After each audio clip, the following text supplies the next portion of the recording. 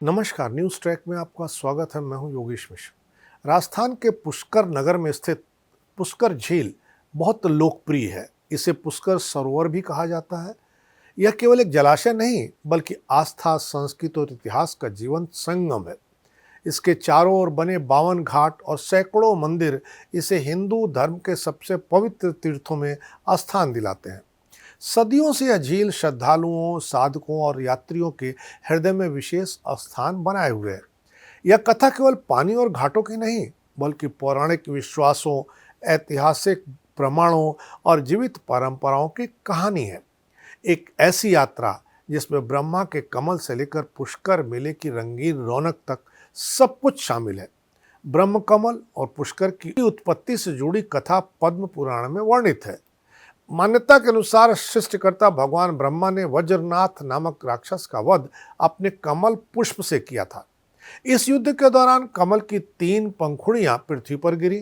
जिन स्थानों पर यह पंखुड़ियां गिरी वहां ज्येष्ठ पुष्कर यानी मुख्य झील, मध्य पुष्कर और कनिष्ठ पुष्कर का प्रादुर्भाव हुआ। इनमें ज्येष्ठ पुष्कर आज की पुष्कर झील है, जो सबसे पवित्र मानी जाती है और यही पुष्कर नगर का आध्यात्मिक केंद्र भी है। पौराणिक कथा के अनुसार ब्रह्मा ने यहाँ एक विशाल यज्ञ करने का निर्णय लिया। यज्ञ के लिए पत्नी सावित्री का उपस्थित होना आवश्यक था, लेकिन समय पर न पहुंच पाने के कारण ब्रह्मा ने गायत्री से विवाह कर यज्ञ पूर्ण किया। जब सावित्री को यह ज्ञात हुआ तो उन्होंने ब्रह्मा को शाप दिया कि इनकी पूजा पृथ्वी पर केवल पुष्कर में ही होगी। यही कारण है कि पुष्कर में स्थित ब्रह्मा मंदिर को दुनिया का एकमात्र प्रमुख ब्रह्मा मंदिर माना जाता है और इसके अलावा ब्रह्मा जी की कहीं भी कोई पूजा नहीं होती है। पुष्कर झील केवल पौराणिक नहीं बल्कि ऐतिहासिक दृष्टि से भी महत्वपूर्ण है। पुरातत्वविदों के अनुसार इसका अस्तित्व ईसा पूर्व 4वीं शताब्दी तक जाता है। चीनी यात्री फाशियान के यात्रा वृतांतों और सांची के अभिलेखों में इस क्षेत्र का उल्लेख मिलता है।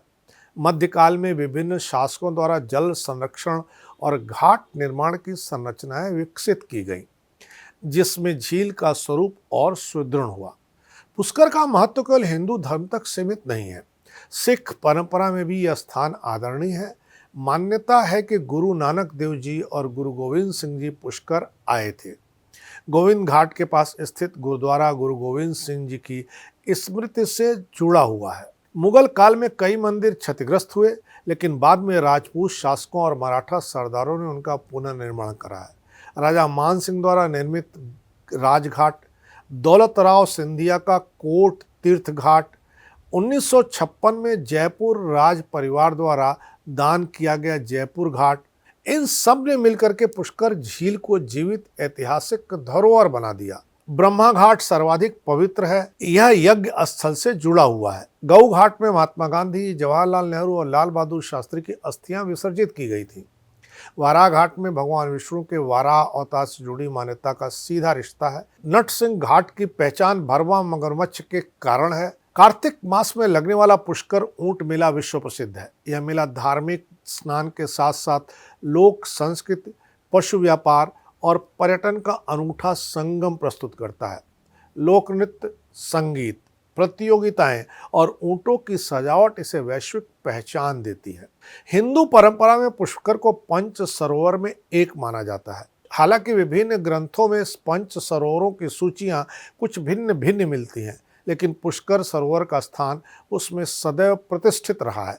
इसी कारण पुष्कर को तीर्थराज कहा गया है, अर्थात जल तीर्थों का अधिपति। हाल के दशकों में पुष्कर झील को गंभीर पर्यावरणीय चुनौतियों का सामना करना पड़ा है। 2009 में झील का सूख जाना एक चेतावनी थी। जल गुणवत्ता में गिरावट और अनियोजित डिसल्टिंग की समस्या बढ़ी है। सरकार द्वारा नेशनल लेक कंजर्वेशन प्रोजेक्ट के तहत 48.3 करोड़ रुपए स्वीकृत किए गए, लेकिन विशेषज्ञों के अनुसार संरक्षण में वैज्ञानिक दृष्टिकोण की कमी रही। पुष्कर झील आज एक प्रमुख पर्यटन स्थल भी है। बाजार, सूर्यास्त, घाटों की शांति सब आकर्षित करते हैं, लेकिन पर्यटकों को टाउट्स, अवैध शुल्क और स्वच्छता को लेकर के सतर्क रहना चाहिए। पुष्कर झील एक अतीत की स्मृति नहीं बल्कि एक जीवित सांस्कृतिक परिदृश्य है। यह स्थान हमें सिखाता है कि आस्था, इतिहास और पर्यावरण तीनों को साथ लेकर चलना ही सच्चा संरक्षण है। यदि यह झील जीवित रहेगी तो केवल पानी से नहीं बल्कि हमारी सामूहिक चेतना और जिम्मेदारी से देखना है अपनी जिम्मेदारी का निर्वाह कैसे करते हैं, कितना करते हैं। इस बार इतना ही, अगली बार फिर मिलेंगे किसी नए सवाल पर नए ढंग से बात करने के लिए। तब तक के लिए नमस्कार।